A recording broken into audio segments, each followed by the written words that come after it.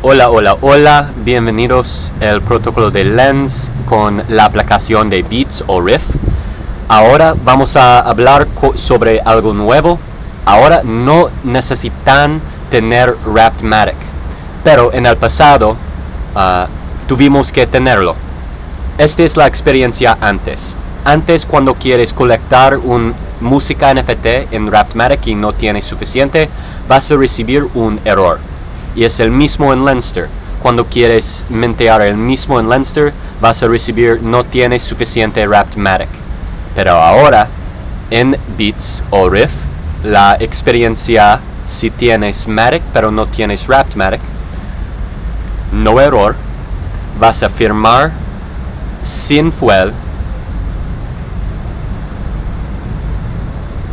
y después vas a tener una segunda transacción. Y vas a ver, no vas a pagar WMATIC, vas a pagar en MATIC para comprar una música NFT en WMATIC. Esta es una transacción en MATIC. Voy a hacerlo, voy a firmarlo.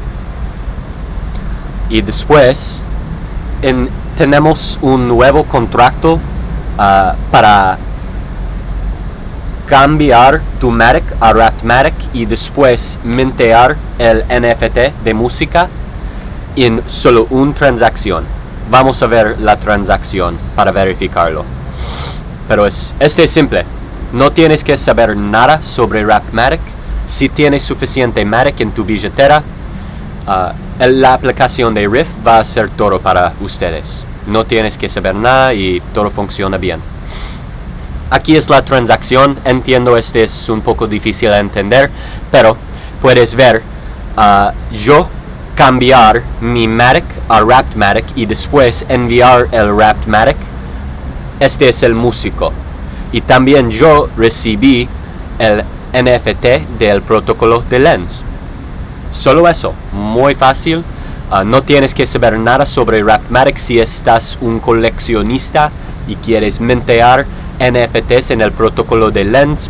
Usa Riff o Beats para mintearlo y no tienes que wrap tu MATIC. Puedes hacer más cosas con menos transacciones cuando usa la aplicación de Riff. Gracias por escucharme. Si tienes preguntas, preguntarme aquí en este video, en Lens, en YouTube o en todas las plataformas, o enviar un mensaje al equipo de Riff o Beats.